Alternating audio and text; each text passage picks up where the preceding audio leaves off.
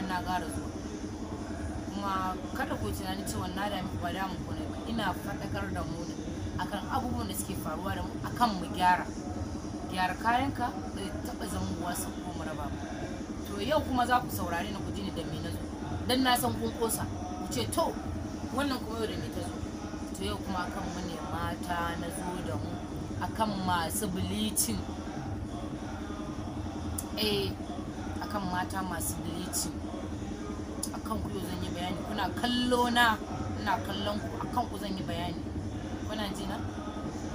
Allah ya yi ki baka, kuma bakin ki mai kyau, sai ki ce sam ba ki da wannan fentin da Allah ya miki ba, sai kin je kin sake fentin da Allah ya miki. To albishirin ku, wallahi fentin da Allah ya maka asali shine fenti. Ai ba yanda za a ce duk alitta mu zamanto dukkan mu farare ne, kuma zamanto dukkan baki ne, dole akwai mis. Kada ku manta akwai namijin da shi rayuwarsa bakar mace kadai yake so, kuma irin kirar wanda yake so, sai zamto ga ki bakar amma kuma kash kin bata kanki da bleach.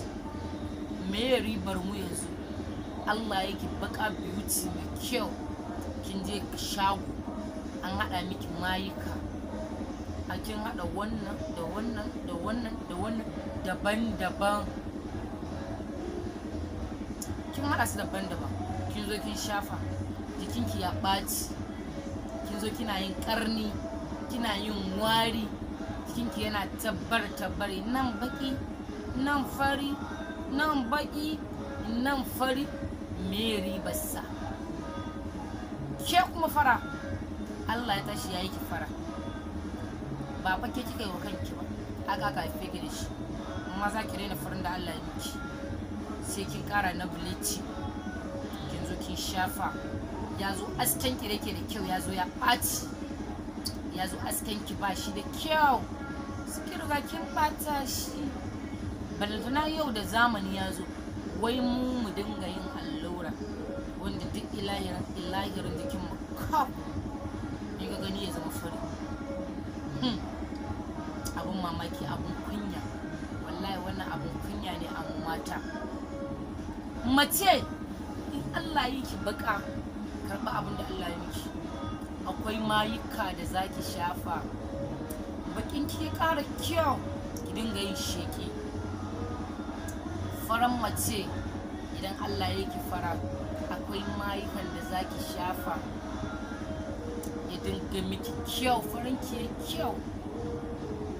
Akwai in ba ku sani ba sai ku tambaya, idan kun yi tambaya sai a gaya muku.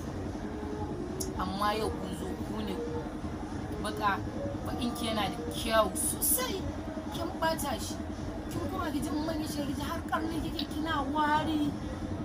Ta ya mijin ki zai zauna da ke, in kika fesa turare za ki ji kamshin turaren daban, kamshin warin ki daban. Me ya kawo haka? Me? Amma ba kwa gana kan a rayuwar ko? Dan Allah mu gyara, mu kiyaye. Sai kuma wani abu na manta ban faɗo ba, abun kunya, abin kunya, wai a ce namiji yana bleaching. Me kyau a jikin namiji mai bleaching? Me kyan? Me riban ka? Mace na bleaching, kai kana bleaching. Mace fara, kai ka zo fari, da kana baki wuli kaman duwawu, ka zo kai ka shafa mai, dole sai ka zama bature ko ka yi allura. Me riban ka? Idan kai baki ne, akwai man da za ka shafa gaye, ka ga bakin ka yana kyau, kana wucewa mace na burge ka. Sai me yanzu namiji na baki ne, amma da nake gyara shi, ni nake da kaina nake hada mishi